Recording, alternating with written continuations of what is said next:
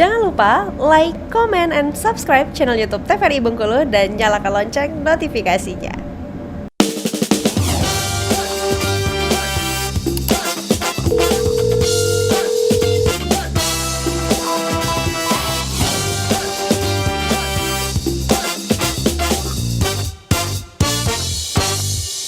Sahabat sehat, terima kasih Anda masih bersama kami dalam Dokter Kito. Bersama Kita Sehat dengan tema kita kali ini pemirsa membahas mengenai obesitas. Nah ini kita lanjutkan lagi ya. Tadi dok pertanyaannya sebelum kita lanjut lagi ya. Itu kan tadi salah satu faktor risikonya adalah genetik ya. Bagaimana cara kita nih menghentikan nih dok rantai yang kemudian nanti kemungkinan akan menurunkan lagi ke keturunan kita. Apakah bisa berhenti di kita ketika kita memiliki orang tua yang memiliki obesitas?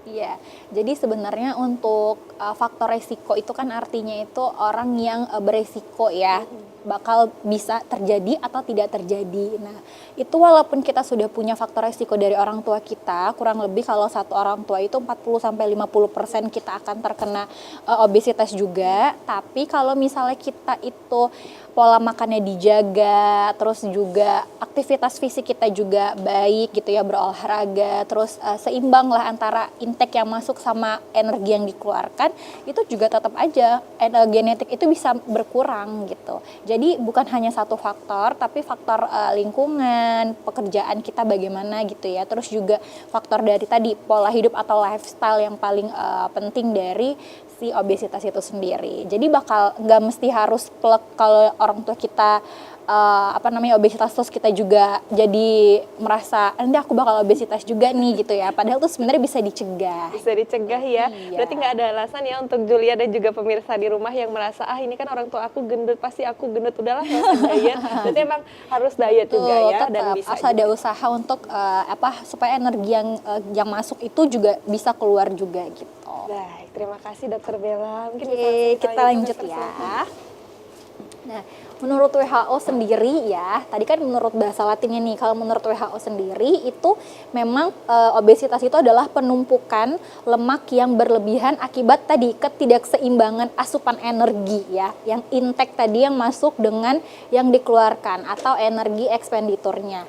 Dalam waktu yang lama ya, dalam waktu yang lama kita tuh kadang-kadang nggak sadar ya, misalnya kayak udah berjalan nih satu tahun dengan makannya kayaknya banyak tinggi gula, tapi energi yang dikeluarkan atau yang digunakan itu nggak ada gitu. Jadi tetap kayak sedentary lifestyle, lebih banyak rebahan kayak gitu ya, nggak ada olahraga. Nah itu yang menyebabkan, dan itu dalam waktu yang lama. Jadi nggak serta-merta penimbunan lemak-lemak ini itu cepat gitu, enggak ya. Tapi ini tuh ada prosesnya semua yang kadang-kadang tidak kita sadari gitu.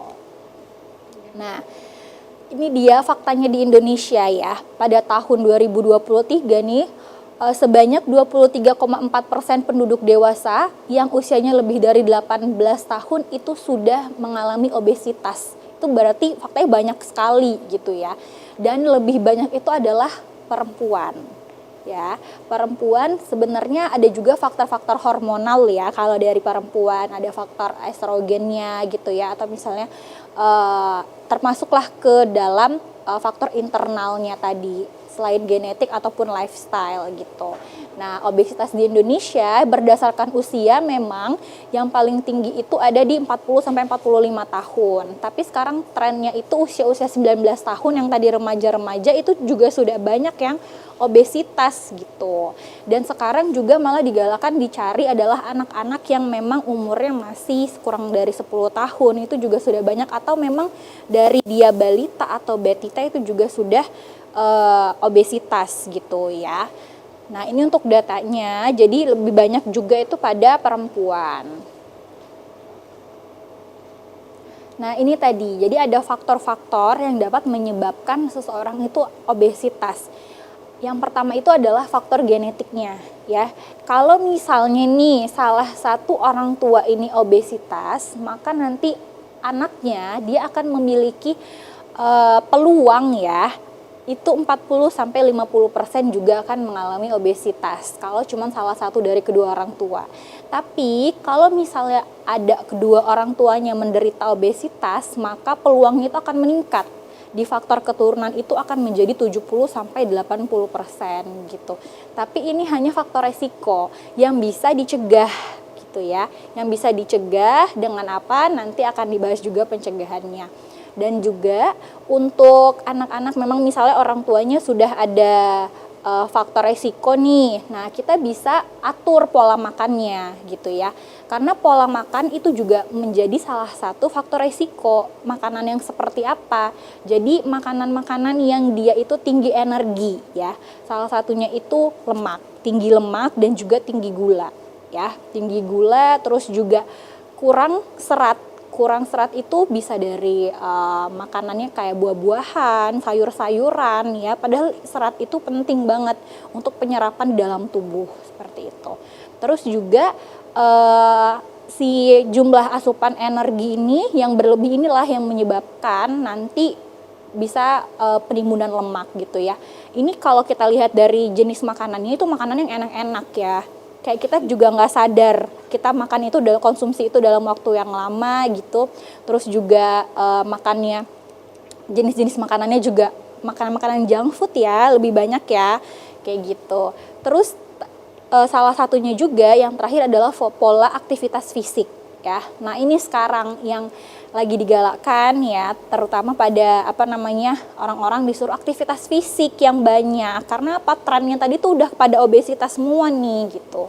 Itu salah satunya adalah menyebabkan energi yang dikeluarkan itu tidak maksimal sehingga meningkatkan resiko obesitas. Kayak tadi rebahan ya, abis makan langsung rebahan berarti udah punya dua nih. Udah masuk energi, nggak dikeluarin energi, didiam, dipendem kayak gitu ya.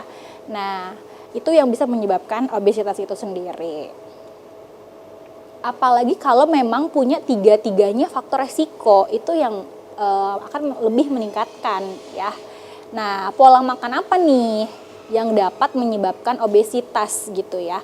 Yang pertama itu adalah ini ya, banyak makan gorengan, berlemak dan manis-manis. Sedangkan sekarang memang makanan kita itu lebih banyaknya ke arah sini ya. Iya, ini yang paling banyak banget menyebabkan gorengan itu minyaknya ya. Terus juga lemak-lemak itu kayak makan-makan jeroan, itu juga termasuk ya. Jeroan-jeroan itu juga termasuk ke makanan yang berlemak. Manis-manis termasuklah teh yang terlalu manis atau misalnya sekarang kayak minuman-minuman boba-boba gitu ya, itu juga manis-manis sekali. Terus juga makanan dengan jumlah banyak dan dalam waktu yang singkat. Jadi makanan itu terlalu terburu-buru, itu juga bisa menyebabkan pola makan yang meningkatkan obesitas ya. Ini yang paling banyak sekarang juga kurang makan sayur dan buah, padahal buah sama sayur itu tinggi vitamin dan juga serat ya. Jadi kalau misalnya kita udah makan yang banyak gorengan, banyak lemak, harus juga dibarengin sama serat supaya nanti bisa keluar nih dengan lancar gitu dan dari proses pencernaannya seperti itu. Dan biasanya yang bisa menyebabkan obesitas juga pola makan yang paginya dia nggak makan ya, tapi nanti pada saat dia makan siang atau makan malamnya jadi banyak gitu. Karena tadi paginya dia nggak makan, padahal sebenarnya pola makan itu kan kita makannya teratur ya. Porsinya cukup dan juga teratur 3 kali sehari. Jangan dirapel gitu makannya. Kalau dirapel malah tadinya udah kelaparan, jadi pas waktu pengen makan jadi sekaligus langsung banyak gitu. Dan sebenarnya pola makan yang seperti itu juga yang bahkan bisa menyebabkan namanya penyakit MAH atau asam lambung yang meningkat gitu ya. Yang tadinya perut atau lambungnya itu kosong, terus tiba-tiba diisi langsung banyak makanan, itu langsung bisa meningkatkan asam lambung, kayak gitu. Terus juga makan berlebihan atau porsi besar, itu tadi ya, dan juga sering makan tidak teratur. Selain juga sering makan tidak teratur ini bisa menyebabkan pola makan yang menyebabkan obesitas, ini penyakit-penyakit lain pun jadi cepat bisa memicu penyakit-penyakit lain kayak gitu ya. Dan juga sering ngemil atau kudapan karena tadi nggak makan terus jadi banyak ngemil gitu, atau memang sebenarnya karena nggak mau makan nasi ya tapi malah makannya ngemil gitu. Itu juga sama aja karena yang dicemil atau yang kudapan yang dimakan itu kan sama-sama tinggi gula juga gitu. Baik, nah itu tadi kalau disampaikan juga salah satunya itu karena pola makan yang tidak teratur. Nah, nanti mungkin setelah jeda pariwara berikut bisa dijelaskan ya dok ya waktu-waktu yang tepat ini untuk mengisi amunisi ini makan ini jam berapa dan paling lambat jam berapa mungkin nanti dijawab usai jeda pariwara berikut ya dok. Pemirsa jangan kemana-mana tetap bersama kami dalam Dokter Kito bersama kita sehat.